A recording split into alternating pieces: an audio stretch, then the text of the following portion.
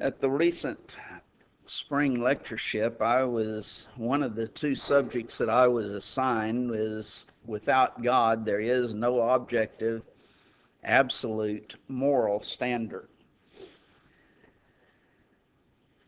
I believe Judges chapter 21 and verse 25 describes the subject that I was given and that we're going to be dealing with this morning in a very apropos way. When it states, in those days there was no king in Israel.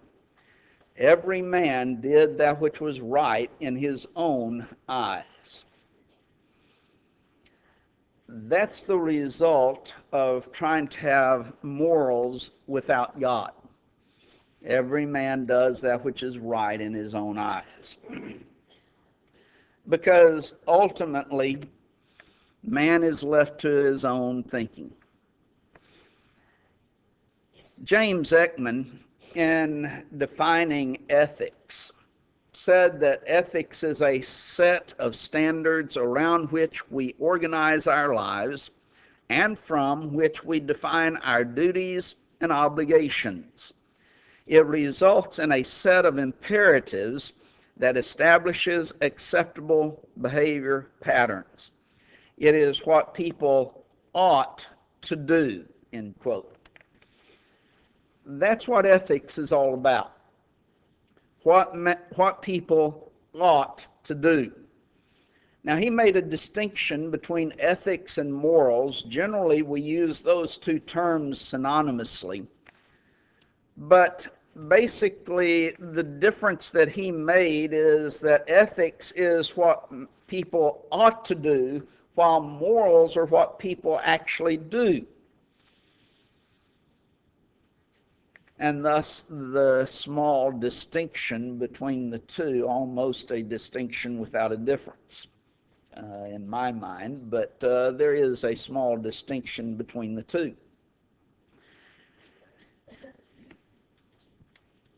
But the question really thus comes down to, can man, without God, discover or invent a system of ethics that is correct and binding on man today? When we come down to the subject of morality, morality is either theocentric or it is anthropocentric. Those are the two choices that we have.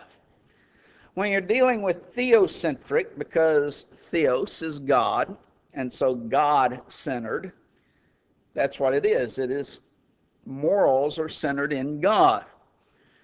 That God is that eternal source of goodness, and with that you have morals coming from that one who is the source of what is truly good. And thus it's centered in God. On the other hand, the only alternative that we have is that it is anthropocentric. Anthropos is the Greek term for man. And so when you're dealing with anthropocentric, it's centered in man, grounded in the mind of men. And in that view of morals, it is that man has evolved from inanimate forces, and thus that source of, if we can use the term good, and we'll discuss that as we go along, that is goodness comes from the mind of man. When we're looking, and now that I want to really go into and elaborate upon these two views. And first we want to look at anthropocentric. And if we get through all of this morning, that will probably be the end of our lesson. And we'll look at theocentric next week, Lord willing. But when you're dealing with anthropocentric morality, you're dealing with first the function of ethics itself from a anthropocentric viewpoint. That is the purpose or the meaning of ethics. And the first view of this aspect or the function of ethics would be hedonism. Hedonism is that the aim or the attainment of the greatest possible pleasure with the greatest avoidance of pain.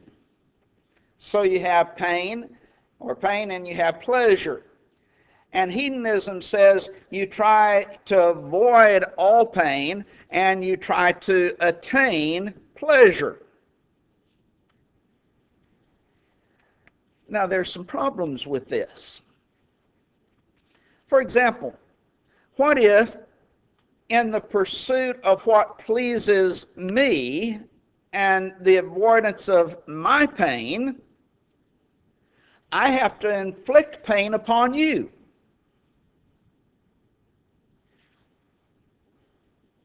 Well, what would be the motivation for me to avoid the greatest pleasure then, so that I could avoid pain and coming to you? There's no motivation for me to look at you as worth anything.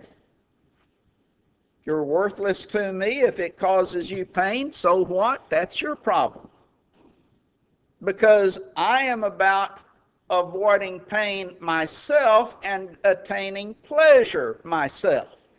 And if what pleases me causes you a great deal of pain, so what? Doesn't matter, because you don't matter. The only thing that matters is self in reality. Yet that's the philosophy, really, that the majority of the world lives by today, in one way or another. But in that, when you start seeing that problem, if the pursuit of pleasure and the avoidance of pain on one part causes or inflicts pain upon someone else, then in reality, I must act immorally to practice my morality. Now then, that is self-contradictory. And in logic, they will tell you, and we all know, anything that contradicts itself is itself false. Now, we know that to be the case. But that's what you have in relationship to hedonism, that there are going to be times that I must act immorally in order to practice my morality. So, the next way in which they get around this is the aspect of utilitarianism. Now, utilitarianism is based upon the aspect of hedonism, or that's the foundation of utilitarianism. But now then, they describe good as that which gives the greatest pleasure to the greatest number of people. So now then, it's taken out of self and what pleases me to what pleases the greatest number of people. But again, there's a problem. What motivation is there if I'm going to accept this utilitarianism viewpoint? What motivation is there for me to possibly embrace pain, or what is not the most pleasurable thing, in order to bring the most pleasure to the greatest number of people? Why should I do it? But then also, by what guideline are we going to determine what is going to bring the greatest pleasure to the most people? Should we say the most people right here and now that are within my immediate circle? Should we say that it's the greatest number as far as worldwide is concerned? Or should we say that it's the greatest number as far as our country is concerned, or our state, or our city, or simply the people I know? How are we going to determine what is going to bring the greatest pleasure to the greatest number? And then, what if some people have to suffer in order for the greatest good to be accomplished. When you go back to World War II and Hitler in particular, the Holocaust that he brought, to a great extent, he began infiltrating their thoughts with utilitarianism. It was a utilitarian aspect of philosophy, that here's a group of people over here that are causing problems for our society. And so for the greater good of our society, the greatest number of people, we need to put these people away, put them into the concentration camps and do away with these people. Why? Because that will bring the greatest amount of good to the greatest number of people, at least from his setting forth as to the German people. But there's no rational reason why it would be wrong to ignore that which is in the interest of many for the pursuit of personal pleasure. Why should I ignore my personal pleasure in the interest of everyone else? This aspect was vividly illustrated by Catherine Tate. She was the daughter of the famed philosopher Bertrand Russell, the only daughter of Bertrand Russell. And she wrote a book titled My Father, Bertrand Russell. He was an agnostic, not really an atheist, because if you get scholarly people, they know they will not take the atheistic viewpoint. They always will take an agnostic viewpoint. And so he was a very well-known agnostic. His daughter, Catherine Tate, was born in London in 1923, educated at her parents' school, and it was called an innovative school, Beacon Hill. It was an institution that was dedicated to the promotion of atheistic humanism. Now, that was the thrust of this school. Of course, it's her parents' school, and they are agnostics, so atheistic humanism was the thrust of the school. She attempts to explain what it was like in the book living and being this agnostic's and philosopher's daughter.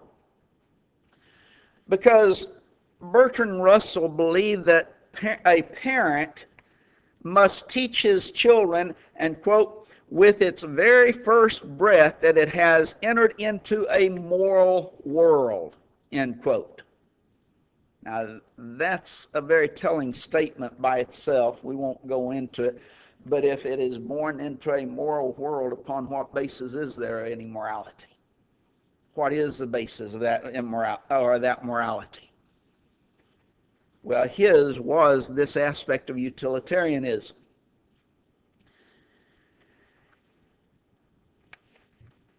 But they had, in fact, atheist or agnostic has a difficult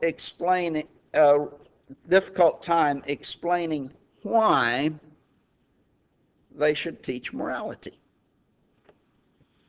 If a man is simply the product of natural forces, as they believed, evolutionary forces, why should children be taught morality any at all?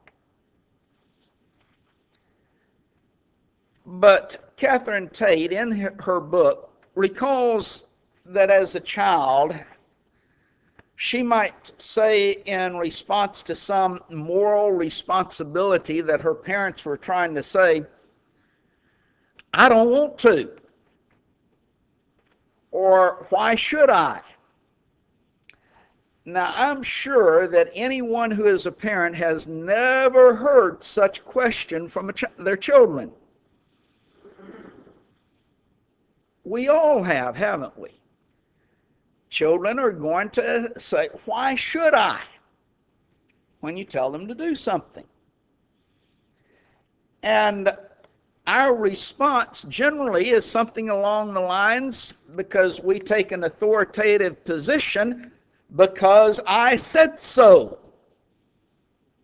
And we knew that with the tone of the voice, we had better do it, or else there was going to be a certain punishment, oftentimes a belt applied at the seat of learning.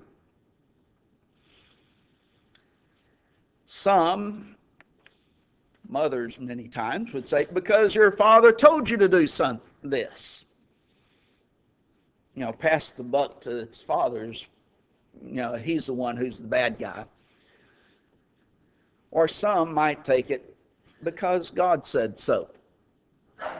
God, this is what God wants you to do." We would have different answers likened to that. But of course, this great philosopher would not say anything like that.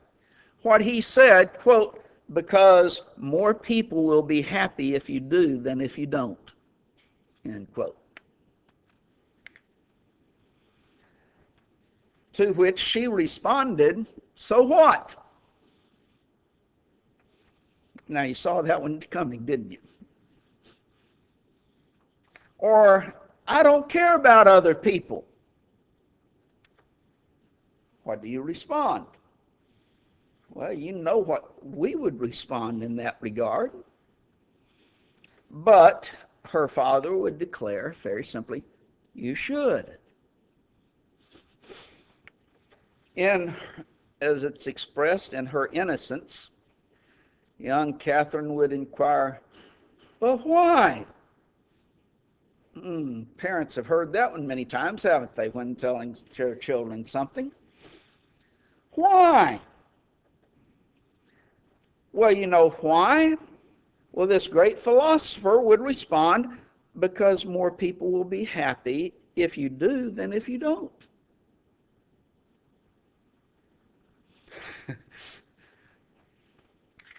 Well, Tate, in her book, says, "We felt the heavy pressure of his rectitude and obeyed, but the reason was not convincing, neither to us nor to him."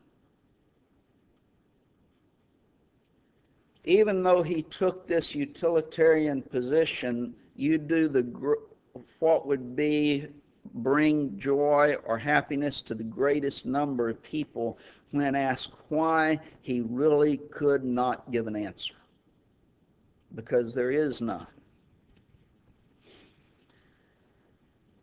The other aspect is evolutionary survival. So you have hedonism, utilitarianism, and then evolutionary survival. That morality has been developed in the scheme of evolution as a means of survival. There's a few questions that we would have, though. How was this decision-making ability developed within man? When you look at animals out here, we talk about animals, they act like animals, don't they? And we know what that means. They don't have the ability or the capability to make decisions based upon moral principles. So the question comes, if man is evolving in this scheme, how was that decision-making ability developed? There is no answer to that from an evolutionary standpoint. That's why the moral argument is so powerful against these philosophers. But a second question is, who decides what will be the basis of survival in a competitive society? We live in a competitive survival or society. Who is the one who's going to decide what's the basis of survival? Well, many, in fact, classical Darwinism holds the survival of the fittest then comes along. By the way, survival of the fittest does not answer the question of the arrival of the fittest. How did they arrive? That's the question that Darwinianism does not answer. He talks about their survival, but not their arrival. But that's another lesson. Survival of the fittest is what Darwinism held. Thus, in a survival of the fittest, the moral thing to do is for the fittest to exterminate the weakest. If you have a weak person over here, that weak person, it is the moral thing to exterminate that weak person.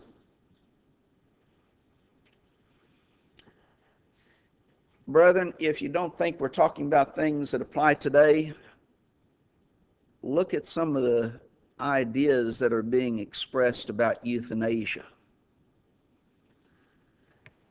A person getting old, and what is it? It's his moral responsibility to euthanize himself or to be euthanized. Why do they believe such?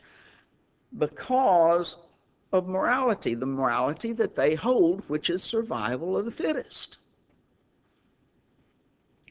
But now then, you start going a little bit beyond that. Hitler's Holocaust was based upon survival of the fittest. We, taking Hitler's position, we, the Aryan race, are superior to these inferior people over here, the Jews, and there were 6 million Jews, but we failed to mention, I think it's something like 10 million others that were killed in the Holocaust.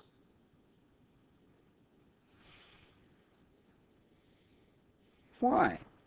Why do away with all of these people? Because we are a superior race, and it's the responsibility of the superior people to do away with the inferior, the weaker. And so they are holding society back. And we need to exterminate them so we can continue to advance. Now then, when someone takes this view, the moral lines against a person who acts outrageously like Hitler, if that person claims that his actions result from a sense of survival, then you cannot say his action is wrong.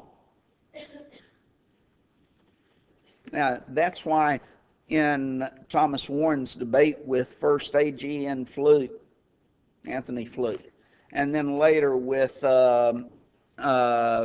Matson, he went to the moral argument, and he asked them the question, did that which Hitler did, his Holocaust in murdering these millions of people, was it wrong? They have no basis upon which to say he was wrong. And in fact, if evolutionary survival, that philosophy is correct, then it was his obligation to do what he did.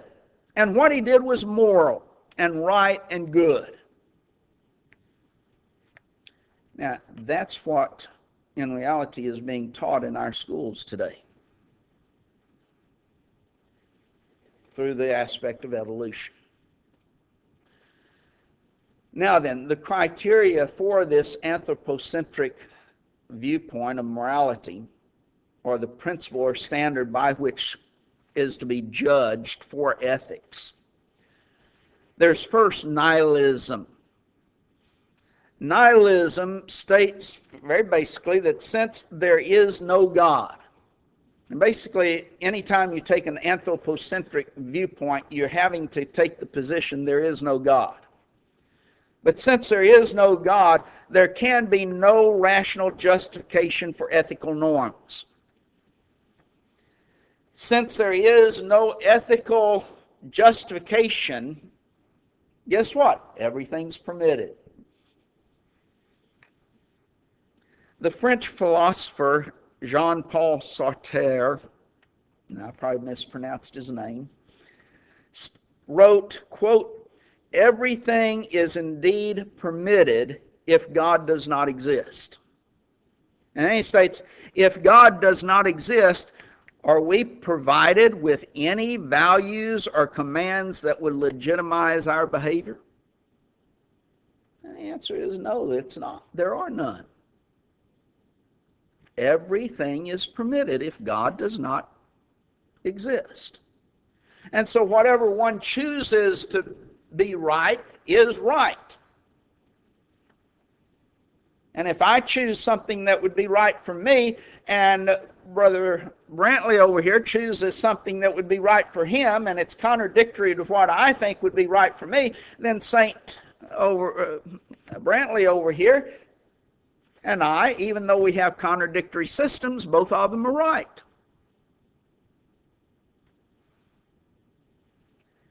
But then there's relativism is the second one. Nihilism is one. Relativism, or sometimes referred to as cultural relativism. It again rejects the idea that there can be a universal criteria for determining values. God doesn't exist, of course, in their philosophy, so there can be no universal criteria for determining right and wrong. And thus, all cultural systems are equally valid. Our cultural system, well, it's valid for us. The cultural system over here, it's valid for them. The cultural system over here, it's valid for them. Unless, of course, you believe that there is an objective standard of right and wrong. Then you can't be right. That one has to be wrong, even though they're all equally valid. And so they meet themselves coming around because they really do not hold to that aspect.